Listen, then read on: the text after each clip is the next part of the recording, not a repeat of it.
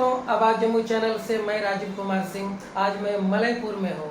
अब मलयपुर में जिनके पास हूँ उनके बारे में जितना बोला जाए कम है, क्योंकि समाज में ललन सिंह जी और उनके पिताजी स्वर्गीय जनार्दन प्रसाद सिंह जी समाज के लिए बहुत काम किए। तो आज मैं इनसे कुछ सवाल से जुड़ूंगा। तो पहला सवाल मेरा इनसे है, जमुई में विकास एक नेता को किस प्रकार करना चाहिए? जमुई में नेता को विकास आम सभा के द्वारा करना चाहिए। जिस क्षेत्र में, जिस गांव में, जिस पंचायत में उनको विकास करना है, उस पंचायत के, क्षेत्र के और गांव के प्रमुख लोगों का मीटिंग करें, बुलाएं, उनसे योजना लें और उसका नुकसान और लाभ पर चर्चा करते हुए उस योजना को मैं अपना राशि फंड जो भी है देके उस योजना को उन्हीं के द्वारा निगरानी समिति का गठन करा के और क्रियान्वित कराया। पुरानी फैक्ट्रियां बिहार में बंद होने का क्या कारण है? श्रमिक संगठन, फैक्ट्री में मजदूर लोग काम करता है या कर्मचारी काम करता है, उसका एक संगठन हो जाता है जो कि वहाँ के लोकल राजनेता के प्रभाव में रहता है। उनका ऐसा फैक्ट्री का संचालन में रहता है, निकम्मे लोगों को रखो, किसी पर कोई कार्रवाई नहीं करो जिससे कि फैक्ट्री नुकसान में जाता है और वो भी हो जाता है। एक छोटा सा उदाहरण देता हूँ। मेरे गांव में एक सिरामिक फैक्ट्री था, चीनी मिट्टी का कप डिश इंसुलेटर बिजली विभाग का जो बनता है हमको लगता है बिहार में अब फैक्ट्री नहीं है, पहला फैक्ट्री था। तो क्यों हुआ? हम लोग के आंखों देखा हाल या हम लोग के पूर्वज बताते हैं, श्रमिक संगठन यूनियन हो गया जो कि वहाँ फैक्ट्री में काम नहीं करता था और उसको बैठा के वेतन चाहिए और लोकल कुछ राजनीतिक लोग उसके ऊपर दबाव देते थे, इसको हटा नहीं सकते हो, इसको रख नहीं सकते हो, इसके लिए नहीं कर सकते हो। अंत तो करता जब काम नहीं करेगा तो कितना नहीं चलेगा, नुकसान में जाने लगा और नुकसान में जाने लगा। बंगाली, कलकत्ता का कोई बंगाली का फैक्ट्री था, वर्तमान में अभी काली मंदिर जो है बिहार स्टेट लेवल पर, उसके बाद देश लेवल पर भी करते हैं। तो उनका अगर मोबाइल आप करिएगा तो सबसे पहले मंदिर का काली मंदिर उसी के जस्ट सामने का है। सब जिसमें धीरे धीरे बेच के बंगाली चला गया, उसको क्या गया, उसका तो संपत्ति चला गया, बेरोजगार तो वहाँ के श्रमिक, वहाँ के लोग उसी ढंग से मान ली चीनी मिल है, सीमेंट फैक्ट्री है, बहुत सब है, सब क्यों बंद पड़ गया? उसी राजनेता का दबाव और श्रमिक संगठन का काम चोरी के चलते आज सरकार भी लोग कहते हैं हम रोजगार देंगे, रोजगार तो तुम छीन लिया, देगा क्या?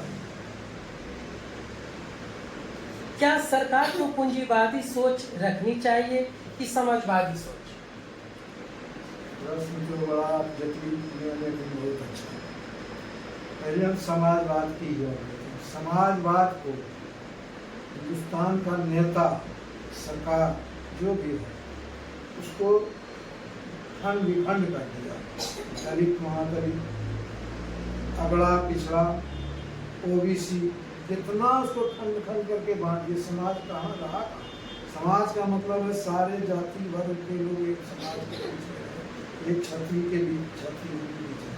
एक उदाहरण देते हैं, समाज तब संगठित था जब आग से का आदान प्रदान होता था। हनुमा के घर में धुइयाँ हो रहे, जो यहाँ चूल्हा जल गए होते, वहाँ से अभी चूल्हा जलता था उस समय का समाज।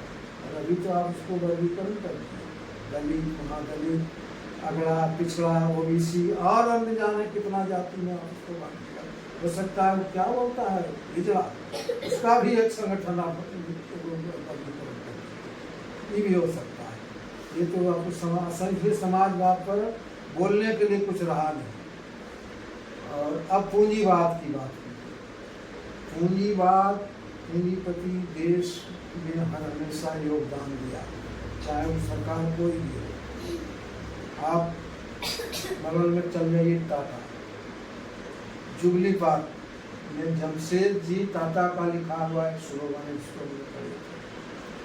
कि मेरे कमाई में से 60% हिस्सेदारी समाज के लोगों का है, 30% हम अपने कर्मचारियों और व्यक्ति के रख रखाव में खर्च करते हैं, 10% जो होता है जब हमारा देश आर्थिक संकट के दौर से गुजर रहा होता है हम उसमें देते हैं। इसका कि जीता जाता उदाहरण आपको रतन जी टाटा ने 1500 करोड़ रुपया आपको कोरोना काल में भारत सरकार को इस लड़ाई में लड़ने के लिए दिया। जो पूंजीपति का भी योगदान देश को है उसको भुलाया नहीं जा सकता। ग्राम पंचायती राज व्यवस्था को किस प्रकार सुधारा जा सकता है? ग्राम पंचायती राज व्यवस्था से उसको सुधारा नहीं जा सकता, इसलिए कि इसमें भ्रष्टाचार चरम सीमा पर है। महात्मा गांधी का सोच था ग्राम पंचायती राज व्यवस्था के तहत हम देश को चलाएंगे, और ग्राम पंचायती राज व्यवस्था में तो जो है उसी के तहत ग्राम पंचायती राज अधिनियम बना, जिसको कि कांग्रेस सरकार पारित किया। लेकिन आज क्या कौन सा योजना आम सभा के द्वारा मुखिया जी लेते हैं? जितना योजना चल रहा है ग्रामीण लोगों को पता है क्या? उसी के जुड़ा हुआ सूचना का भी अधिकार, उसको कांग्रेस इम्प्लीमेंट किया, हाशिए पर चला गया जो भी हुआ किया। आज क्या वो सूचना का अधिकार में जो है कार्रवाई हो रहा है, कहीं हो रहा है। ये भ्रष्टाचार इतना गंदा से फैला हुआ है, चाहे जनप्रतिनिधि हो, चाहे ब्यूरोक्रेट हो, चाहे नेता हो, छोटा पदाधिकारी हो, बड़ा पदाधिकारी, सब इसमें। इसलिए इसमें अंकुश पाने का समय तो हर चीज़ का अंत होता है, आने वाला है। सामने में देखिए नई पार्टियां उभर रही है, अगर वो विकल्प दे सकती है तो दे सकती है। जैसा इनसे आशा था कि गरीब के लिए आवाज उठाएंगे, तो ललन सिंह जी उसी प्रकार बोल रहे हैं। तो अब इनसे जो अगला सवाल है, जन स्वराज पार्टी क्या एक नए विकल्प के रूप में उभरेगी? बिल्कुल, इसलिए कि विगत लोकसभा के चुनाव में 12 लाख नोटा पर मतदाताओं ने बटन दबाया। इस 12 लाख को आप 243 में अगर बांट देते हैं तो 5000 पर विधानसभा को बढ़ता है, और 10,000 मतदाता ऐसे हैं जो कि वोट देने जाते नहीं, चाहे किसी कारण से, चाहे चुनाव आयोग का दोषपूर्ण व्यवस्था हो या स्थानीय दबाव में हो या जो किसी भी प्रकार से जाते हैं। तो कितना हो गया? 10 से 12-15,000 विधानसभा का भारी हो रहा है। और इस जन स्वराज में जितने प्रबुद्ध लोग, जितने पढ़े लिखे लोग, जितने अच्छे लोग जुड़ रहे हैं, इससे इसका रुझान बढ़ रहा है। इसमें एक भी तो आपराधिक किस्म का लोग को नहीं लिया जा रहा है, एक भी राजनीतिक परिवारवाद को नहीं लिया जा रहा है। तो संभावना है ये विकल्प हो रहा है, और इस विकल्प के तलाश में बिहार है। 1952 से चुनाव हो रहा है, ठीक है। 30 साल कांग्रेस को सरकार को देखा गया, उससे जब उड़ गया तो फिर 12-15 साल लालू जी को देख लिया। तो लालू जी के राज में भी देख लिया कि हम स्वतंत्रता हम छीन ली, हम ट्रेन में जा रहे हैं, आ रहे हैं, कहीं खुल के अपनी बात को नहीं रख पाते। इसलिए लगता है कि अगल बगल में बैठा हुआ लोग कहीं चीज दल करते तो नहीं, सरकार सत्ताधारी दल के लोग तो नहीं, भयभीत। उससे निपटारा दिया। नीतीश जी को 20 साल देखा, और नीतीश जी को लोग विकास पुरस्कार था। 15 साल और 30 साल, 45 साल के कुव्यवस्था में तो विकास दिखाया तो एक अंधेला में एक माचिस का तिल्ली भी अगर आप जला देते हैं तो रोशनी हो जाता है, उजाला हो जाता है। उसी एक मोमबत्ती को जलाइए, थोड़ा उजाला दीजिए तो कुछ दिखाई था, न रोड था, न बिजली था, न स्कूल था, कुछ नहीं था। नीतीश जी आए तो इस पर थोड़ा सा ध्यान दिए, दिक्कत तो इनको लोग विकास किए। विकास का मायना रोड बनाना, सड़क पर बिजली लाना, ये विकास का व्यवस्था नहीं है। ये तो सरकार का काम है, दायित्व है, उसके लिए विभाग है।